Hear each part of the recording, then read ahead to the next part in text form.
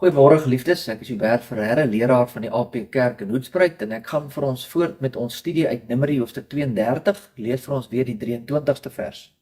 Maar as julle nie so doen nie, kyk, dan sondig julle teen die Here en weet dan dat julle sonde julle sal uitvind. Nou ons het nou die vorige twee oggende gesien dat wat hier gebeur het is dat die Israeliete is nou op pad na die beloofde land, hulle gaan nou die beloofde land inneem.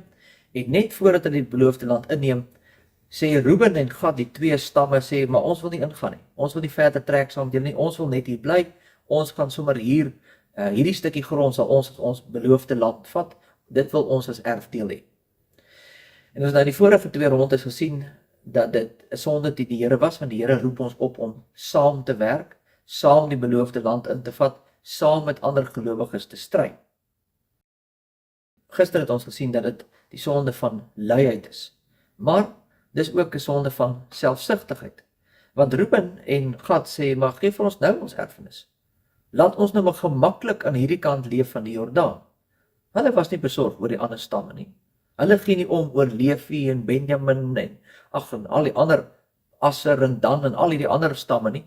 Hulle sê vir hulle wel, julle moet nou maar gaan beklei aan daai kant. As julle dan julle beloofde land wil hê, is reg. Maar ons is gelukkig hier in die kant, hoekom moet ons julle nou help? En dink net aan die miljoene mense daar buite die kerk, mense wat in die duisternis is en hulle sonde is. Vra 'n bietjie vir jouself, as daai mense nie gered word nie, wie se skuld is dit? Op wie se hande is hulle bloed? Hulle bloed is natuurlik op ons Christene wat ly is hande. Ons selfsugtige Christene wat die brood van die lewe self breek en eet, maar dit nie deel met ander. Dis soos iemand wat met 'n spens vol kos sit by sy huis terwyl dit hongersnood is. Hy eet heerlik saam, hy eet saam met sy gesin en hulle is trommeldik en hulle eet al te lekker, maar hulle gee nooit vir iemand anders. Die res om hulle almal vergaan van die honger. En dan sal ons sê, "Jog, maar dis dan maar laag en gemeen. Hoe kan iemand so wees?" Maar dis presies wat die Christene vandag is dit nie? Hulle sê hulle is Christene, maar hulle is gered deur Christus. En dan sit hulle terug en hulle sê, "Maar ek is verlos. Ek het die brood van die lewe ontvang. So, dis mos nou nie my worries nie. God sal seker net maar vir hierdie ander mense moet sorg." Maar die vraag is dan, hoe kan jy sê jy's 'n Christen, maar jy tree nie soos Christus op nie? Hoe kan jy sy naam dra, maar jy voel niks vir die verlorenes vir wie hy gesterf het? En jy moet dan vir jouself hierdie saak uitmaak en jy moet hierdie waarskuwing hoor. Jou sondes sal jou uitvind. Want dit is nie net selfsugtig nie, dis ook ondankbaar.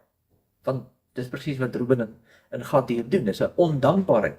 Die ander 10 stamme het sopas hulle gehelp om hierdie gedeelte waarin hulle nou wil bly skoon te maak. Die ander konings, die slegte konings, die heidene is nou uitgeroei en nou kan hulle nou hierdie stukkie grond kry, maar hulle het al 12 stamme se hulp gehad. En nou sê hulle nee, ons wil nie verder gaan nie. Julle 10 kan maar verder gaan. Dis ondankbaar. En ons almal is hier skuldig. Want hoe het jy uiteindelik die evangelie gehoor? Kom ons vat maar net die Suid-Afrikaanse konteks. Waar het ons aan ons sterk gereformeerde inslag gekom? Dit kom natuurlik van ons voorouers uit Europa uit. Hulle was vermoor, hulle was aangeval deur die Rooms-Katolieke Kerk en uiteindelik het hulle weggevlug en hier na Suid-Afrika gekom om dit te ontvlug. En dit het aanvanklik goed gegaan, tot die Engelse opgedaag het, en uiteindelik het hulle weer ons voorouers uitgedryf, en hulle het gesê, maar ons kan net nie met hierdie dinge saamgaan nie, dis teen ons beginsels, ons gaan weer eens wegtrek, en dis hoe ons uiteindelik hierdie beginsels wat ons nastreef, hierdie gereformeerde grondslag ontvang het. Maar dink net in jou persoonlike lewe, waar het jy in jou Christelike geloof gekom? Waarskynlik jou ouers, dis waar het begin het, maar dalk 'n getroue predikant, of 'n getroue verbondsonderrig voorganger, 'n Sondagskooljuffrou. Hulle moes hulle tyd opgee om jou te leer. Jy is nie gered omdat jy so slim is, of omdat jy nou iets reg gedoen het nie, maar omdat iemand bereid was om tyd af te staan om vir jou die evangelie te bring. Daarom is jy in skuld, 'n groot skuld. En nie net teenoor God nie, maar ook teenoor jou medemens. Daar is baie van ons wat gawes en genade ontvang het, maar jy sit net. Jy steek dit onder die emmer weg. Jy word gevoed, maar jy weier om self die brood te breek en te deel. Dan moet jy ook vanmôre hoor, jy moet weet, jou sonde sal jou uitvind. Kom ons bid saam. Here, hoe ondankbaar is ons nie baie keer nie.